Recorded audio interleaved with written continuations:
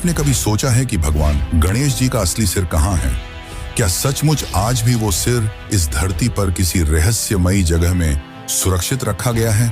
और क्या आप जानते हैं कि जब कलयुग का अंत होगा, जब इस संसार पर अधर्म और अराजकता का राज होगा, तब गणेश जी अपने अब तक के सबसे भयानक अवतार के साथ प्रकट होकर दुनिया को बचाने में भगवान कल्कि की मदद करेंगे।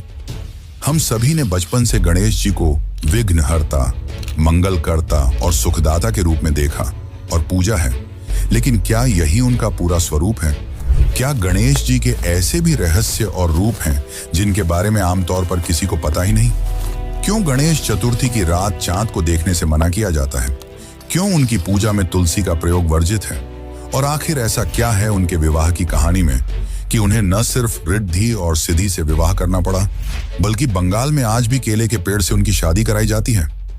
आपने गणेश जी को मोदक खाते हुए, मुस्कुराते हुए और चूहे पर सवार भोले भाले देवता के रूप में देखा है, लेकिन क्या आपने उनके उन भयानक रूपों के बारे में सुना है जिनसे असुर कांपते थे? क्या आपको पता है कि गणेश जी ने एक बार ऐसे दैत्य को निगल लिया था जिसकी आंखों और मुंह से अग्नि की ज्वालाएं निकलती थीं? उसे निगलने के बाद गणेश जी के साथ जो हुआ, उसे सुनकर आप भी चौंक जाएंगे। और क्या आप ये भी जानते हैं कि गणेश जी का सीधा संबंध आपके शरीर की सबसे रहस्यमयी शक्ति कुंडलिनी शक्ति से है? और सबसे बड़ा सवाल, क्या गणेश जी का ऐसा भी एक तांत्रिक स्वरूप है जिसके बारे में सिर्फ कुछ ही लोग जानते हैं? एक ऐसा रूप जिसे देखकर शायद आप गणेश जी को पहले जैसा भोला भाला ना मान पाएं। दोस्तों, गणेश जी सिर्फ एक देवता नहीं, बल्कि ऐसे रहस्य हैं जो आपके होश उड़ा देंगे। उनकी कथाएं सिर्फ बच्चों की कहानियां नहीं, बल्कि ब्रह्मांड और मानव जीवन के गहरे रहस्यों से जुड़ी हुई हैं। और आज इस डॉक्यूमेंट्री में हम उन अनसुनी कहानियों और छिपे हुए रहस्यों से पर्दा उठाने वाले हैं जो आपको झकझोर कर रख देंगे। तो जुड़ जाइए हमारे साथ, क्योंकि आने वाले कुछ मिनटों में हम आपको गणेश जी ऐसे दिखाएंगे जैसे आपने उन्हें कभी नहीं देखा। हम आपको बताएंगे उन रूपों और अनसुनी कथाओं के बारे में जो आपको हैरान कर देगी। तो चलिए चलते इस अद्भुत और रहस्यमयी यात्रा पर। लेकिन उससे पहले, अगर आपको ये वीडियो अच्छी लग रही है तो कमेंट में गणपति बप्पा मोरया जरूर लिखें।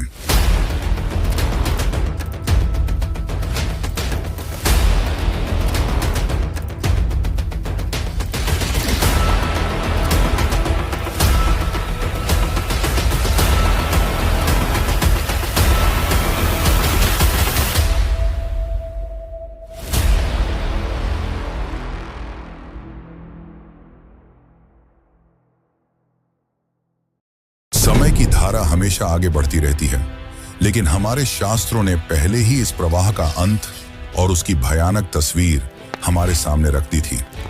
भविष्य पुराण के अनुसार जब कलयुग अपने अंतिम पड़ाव पर पहुंचेगा, तो इस धरती का रूप वैसा नहीं रहेगा जैसा हम आज देखते हैं। नदियां सूख जाएंगी, खेत बंजर हो जाएंगे और इंसान की भूख इतनी बढ़ जाएगी कि वह अपने ही भाई के मांस तक को खाने पर मजबूर हो जाएगा।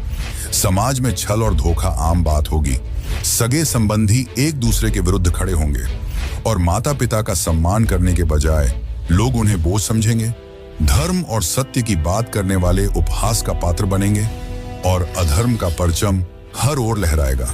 चारों ओर अराजकता, युद्ध, लालच और क्रूरता का बोलबाला होगा। इसी समय प्रकट होगा एक महाभयंकर असुर, कलिराज। ये वही कली होगा जो मनुष्यों के भीतर छिपे अंधकार को और गहरा करेगा। वह असुर केवल बाहर से ही नहीं, बल्कि भीतर से भी लोगों को भ्रष्ट करेगा। उसके प्रभाव से इंसान अपनी ही आत्मा को भूल जाएगा। उसकी करुणा और दया हमेशा के लिए विलुप्त हो जाएगी। यह दृश्य इतना भयानक होगा कि देवता भी भयभीत हो उठेंगे। लेकिन यहीं पर आरंभ होगा एक नए युग का संघर्ष। शास्त्र कहते हैं कि जब कलयुग अपने चरम पर होगा, तभी विष्णु का 10वां और अंतिम अवतार कल्कि प्रकट होगा। वे एक श्वेत अश्व पर सवार होकर हाथ में चमकती तलवार लिए अवतरित होंगे और अधर्म के विरुद्ध धर्म की अंतिम जंग छेड़ेंगे। किंतु सबसे चौंकाने वाली बात यह है कि इस युद्ध में कल्कि अकेले नहीं होंगे। उनके साथ एक और दिव्य शक्ति प्रकट होगी, स्वयं गणेश जी अपने रहस्यमयी अवतार धूमकेतु के रूप में। धूमकेतु गणेश एक ऐसा रूप जिसकी कल्पना करना भी हमारे लिए कठिन है। उनका स्वरूप धुएं और अग्नि से भरा होगा। वे एक तेजस्वी नीले घोड़े पर सवार होकर आएंगे। उनकी आंखों में दहकती ज्वालाएं होंगी और उनके चारों ओर ऐसा प्रकाश फैलेगा मानो स्वयं ब्रह्मांड जल रहा हो। यह धूमकेतु अवतार कल्कि के साथ मिलकर असुर कली और उसके अनुचरों का संहार करेगा। यह कोई साधारण युद्ध नहीं होगा, बल्कि वह अंतिम महासंग्राम होगा। भगवान गणेश, जिन्हें हम मोदक प्रिय, सरल और प्यारे स्वरूप में जानते हैं, वे उसी गणेश का भयंकर और अग्नि से लिपटा हुआ धूमकेतु रूप बनकर कली जैसी ताकत को समाप्त करेंगे, जिसके बाद इस धरती पर एक नए युग की स्थापना होगी। तो सोचिए, वो गणेश जी जिन्हें हम बच्चे की मासूमियत और माता पार्वती के दुलारे रूप में देखते आए हैं, वही गणेश जी भविष्य में प्रकट होकर इस सृष्टि के उद्धारक भी बनेंगे। यही है कलयुग का सबसे बड़ा रहस्य और यही है गणेश जी का भविष्य का अवतार धूमकेतु। लेकिन यह आगे की कहानी है और अधूरी भी, क्योंकि गणेश जी का यह पहला भयानक रूप नहीं है। उन्होंने ऐसे और भी कई रूप लिए हैं, जिनमें सबसे खतरनाक है उच्छिष्ट गणपति, जो काम वासना में सदैव लीन रहते हैं। लेकिन उनके बारे में जानने से पहले हम गणेश जी के बारे में कुछ और अनसुनी बातें जानते हैं, जो आपने कभी नहीं सुनी होंगी।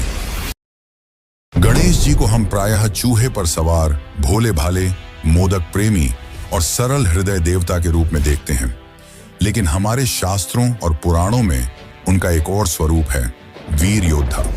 जब जब इस सृष्टि पर दानवों और असुरों का अत्याचार बढ़ा, तब तब गणेश जी ने अपने दिव्य रूप धारण कर उन राक्षसों का संहार किया और देवताओं व मानवों को भय और आतंक से मुक्त कराया। यह रूप बहुत कम लोग जानते हैं, लेकिन यह कथाएं गणेश जी के अद्वितीय साहस और शक्ति की झलक दिखाती हैं। सबसे पहले बात करते हैं सिंधुरासुर की। यह असुर इतना शक्तिशाली था कि उसका नाम सुनकर ही देवता कांप जाते थे। उसने तपस्या कर वरदान पाया था और अमृतत्व के बल पर तीनों लोकों में उत्पात मचा रखा था। कोई भी देवता उसके सामने टिक नहीं पाता। अंततः सभी देवता भगवान गणेश के शरण में पहुंचे। गणेश जी ने उस समय मोरेश्वर रूप धारण किया, 6 हाथों वाले मोर पर सवार। उन्होंने सिंधुरासुर के साथ भीषण युद्ध किया और उसके उदर को फाड़कर उसमें छिपा अमृत बाहर निकाल दिया। जब अमृत नष्ट हुआ, तब जाकर सिंधुरासुर का आतंक समाप्त हुआ। यह वही कथा है जिसके बाद महाराष्ट्र में मोरेश्वर मंदिर की स्थापना की गई। इसके बाद आता है मत्सरासुर, मत्सर यानी ईर्ष्या, और यह असुर उसी भाव का प्रतीक था। वह देवताओं से इतना ईर्ष्यालु था कि पूरी सृष्टि पर शासन करना चाहता था। तपस्या कर उसने वरदान पाया और फिर अहंकार में चूर होकर तीनों लोकों पर अधिकार जमाने निकला। देवता भयभीत होकर गणेश जी की शरण में पहुंचे। तब गणेश जी ने वक्रतुंड अवतार धारण किया, विशाल स्वरूप, हाथों में अस्त्र शस्त्र। उन्होंने मत्सरासुर और उसके दोनों पुत्रों का वध कर दिया और संसार को ईर्ष्या और घमंड के बोझ से मुक्त कराया। यह कथा हमें यह भी सिखाती है कि ईर्ष्या चाहे असुर की हो या इंसान की, उसका अंत विनाश ही होता है। लेकिन इन सब में सबसे अद्भुत कथा है अनलासुर की। यह असुर इतना भयानक था कि उसकी आंखों और मुंह से ज्वालामुखी जैसी आग निकलती थी। उसके सामने कोई भी जीव टिक नहीं पाता, क्योंकि जो भी उसके पास आता वह उसकी अग्नि से भस्म हो जाता। देवता भयभीत होकर गणेश जी को पुकारते हैं। तब गणेश जी ने अपनी शक्ति से एक विराट रूप धारण किया, इतना विशाल कि उनका स्वरूप आकाश को छूने लगा। उन्होंने अनलासुर को युद्ध के लिए ललकारा। भीषण युद्ध के बाद जब कोई उपाय नहीं बचा, तो गणेश जी ने अपने दिव्य शरीर से अनलासुर को पूरा निगल लिया। लेकिन जैसे ही उन्होंने उस अग्नि से भरे असुर को निगला, वैसे ही गणेश जी का पेट भीतर से जलने लगा। अग्नि की लपटें उनके शरीर में फैल गईं और वे असह्य वेदना में कराह उठे। ये देखकर देवता घबरा गए। तब सभी देवताओं ने उन्हें शीतलता पहुंचाने के लिए उन्हें दूर्वा घास अर्पित की। जैसे ही गणेश जी ने दूर्वा घास ग्रहण किया, उनकी पीड़ा समाप्त हो गई और तभी से गणेश जी को दूर्वा चढ़ाने की परंपरा शुरू हुई। अगर आप सोच रहे हैं कि यह केवल एक पौराणिक कथा है, तो आपको जानकर आश्चर्य होगा कि आधुनिक विज्ञान भी दूर्वा घास के महत्व को मानता है। आयुर्वेद और आधुनिक चिकित्सा दोनों में दूर्वा को औषधीय पौधा माना गया है। इसमें अल्कलॉइड्स और बायोएक्टिव कंपाउंड्स पाए जाते हैं, जो पेट की जलन, एसिडिटी, अल्सर्स और डिजेशन की समस्याओं को कम करने में मदद करते हैं। आज भी मेडिकल रिसर्च यह कहती है कि दूर्वा में एंटी इन्फ्लेमेटरी और कूलिंग प्रॉपर्टीज होती हैं। यानी हजारों साल पहले की कथा जिसमें दूर्वा ने गणेश जी को राहत दी थी, वह केवल आस्था ही नहीं बल्कि एक गहरा वैज्ञानिक सत्य भी छुपाए हुए हैं। इस तरह इन 3 कथाओं से यह स्पष्ट होता है कि गणेश जी केवल विघ्नहर्ता ही नहीं बल्कि एक अदम्य योद्धा भी हैं। लेकिन क्या आपने कभी जाना है इस अदम्य योद्धा का जन्म कैसे हुआ और क्यों उन्हें एक दंत कहा जाता है? आखिर इसकी असली सच्चाई क्या है? और सबसे बड़ी बात, क्या आज भी गणेश जी का असली सिर धरती पर ही कहीं मौजूद है? तो चलिए अब इन रहस्यों को भी जानते हैं। हिमालय की बर्फीली चोटियों पर बसा कैलाश पर्वत, शांत वातावरण, चारों ओर बर्फ से ढकी चोटियां और बीच में माता पार्वती अपने महल में स्नान की तैयारी कर रही थी। लेकिन इस शांति के बीच उनके मन में एक चिंता थी। जब जब भगवान शिव गहन तपस्या या ब्रह्मांडीय यात्राओं पर चले जाते थे, तब महल की रक्षा कौन करेगा? कौन होगा ऐसा जो बिना डरे किसी को भी रोक सके? यही सोचकर उन्होंने अपने शरीर पर लगाए हल्दी और चंदन के उपटन को इकट्ठा किया और उससे एक सुंदर बालक की मूर्ति गढ़ी। जब यह मूर्ति तैयार हुई तो माता ने अपने प्राणों की शक्ति उसमें फूंक दी और वह एक जीवित बालक बन गया। माता पार्वती ने स्नेहपूर्वक उसे गले लगाया और कहा, तुम मेरे पुत्र हो, मेरा रक्षक हो, तुम्हारा नाम है गणेश। कुछ समय बाद जब माता पार्वती स्नान करने जा रही थीं, तो उन्होंने अपने पुत्र से कहा, जब तक मैं भीतर हूं कोई भी इस महल में प्रवेश न कर पाए। गणेश ने सिर झुकाकर वचन दिया और द्वार पर पहरेदारी करने खड़े हो गए। उसी समय भगवान शिव लौट रहे थे। वे सीधे महल के भीतर जाना चाहते थे, लेकिन दरवाजे पर एक अजनबी बालक खड़ा था जिसने उनका रास्ता रोक दिया। शिव ने आदेश दिया, मुझे भीतर जाने दो। लेकिन गणेश अडिग खड़े रहे। मेरी माता ने मना किया है, जब तक वे स्वयं न कहें कोई अंदर नहीं जा सकता। शिव जी ने कहा, किसका इतना साहस कि मुझे रोक सके? धीरे धीरे क्रोध शिव की आंखों में उतर आया। उन्होंने अपने गणों को आदेश दिया कि इस बालक को हटाओ, पर गणेश अकेले उन सब पर भारी पड़ गए। अंततः शिव का धैर्य टूट गया। उनके तीसरे नेत्र से अग्नि झलकने लगी और उन्होंने अपने त्रिशूल का प्रहार किया। एक ही वार में गणेश का सिर धड़ से अलग होकर भूमि पर गिर पड़ा। जब माता पार्वती बाहर आईं, तो अपने प्रिय पुत्र का निर्जीव शरीर देख वो विलाप करने लगी। उनके आंसुओं से पूरा कैलाश हिल उठा, दिशाएं कांप उठीं। पार्वती के क्रोध का रूप भयानक था। उन्होंने चेतावनी दी कि यदि उनके पुत्र को पुनर्जीवित न किया गया तो वे पूरी सृष्टि का संहार कर देंगी। उनके इस शब्द से ब्रह्मांड में भय का माहौल फैल गया। देवता, ऋषि सब भयभीत हो गए और ब्रह्मा, विष्णु व अन्य देवताओं ने शिव से उपाय खोजने का आग्रह किया। शिव ने अपने गणों को उत्तर दिशा की ओर भेजा और कहा, जो सबसे पहले मिले उसका सिर लेकर आओ। गण जब लौटे तो उनके हाथों में एक हाथी का सिर था। शिव ने उस हाथी का मस्तक गणेश के धड़ पर स्थापित किया और उसमें प्राण फूंक दिए। गणेश जी पुनः जीवित हो उठे, लेकिन अब वे गजानन यानी कि हाथी के मुख वाले देवता कहलाए। लेकिन यह कथा यहीं समाप्त नहीं होती। शास्त्रों में एक रहस्य और छिपा है। कुछ मान्यताओं के अनुसार गणेश जी का असली सिर नष्ट नहीं हुआ था। भगवान शिव ने उसे सुरक्षित स्थान पर रखा था और वह स्थान है उत्तराखंड की पाताल भुवनेश्वर गुफा। कहते हैं इस गुफा में आज भी एक रहस्यमयी शक्ति विद्यमान है और वहां रखे उस सिर की रक्षा स्वयं भगवान शिव करते हैं। वैसे क्या आपको पता है कि गणेश जी को एक दंत क्यों कहा जाता है? आखिर कैसे उनका एक दांत टूट गया? इसे लेकर हमारे शास्त्रों में 2 रोचक कथाएं मिलती हैं, तो चलिए उन्हें जानते हैं। गणेश जी को हम एक दंत कहते हैं, यानी जिनका केवल एक ही दांत है। लेकिन क्या कभी आपने सोचा है कि उनके दूसरे दांत का क्या हुआ? क्यों टूटा और कैसे टूटा?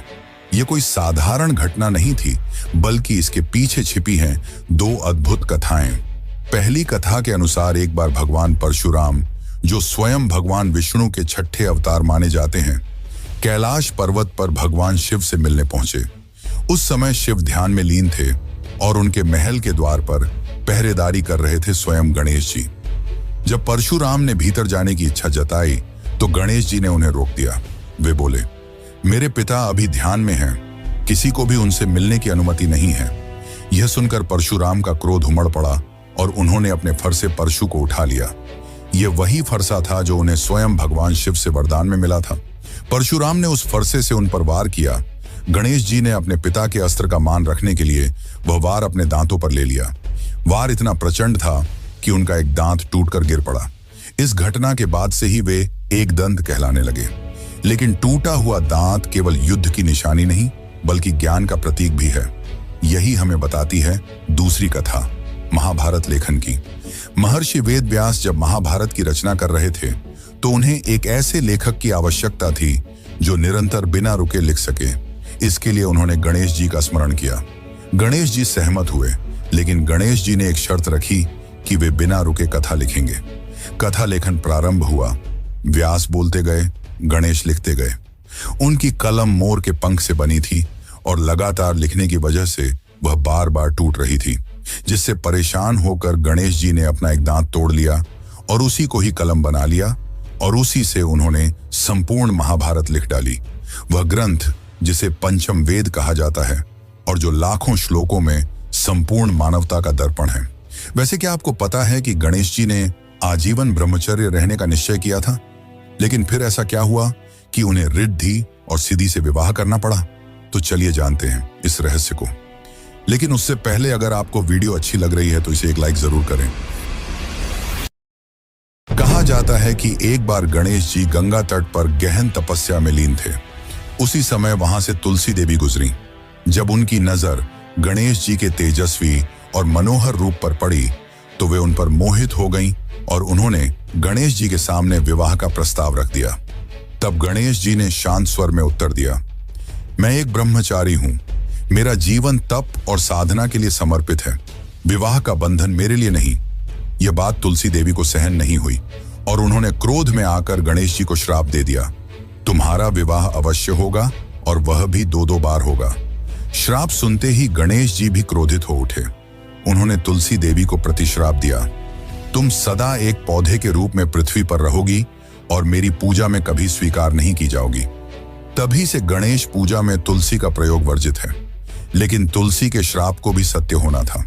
समय बीता और ब्रह्मा जी ने अपनी योग शक्ति से 2 दिव्य कन्याओं को उत्पन्न किया, रिद्धि और सिद्धि।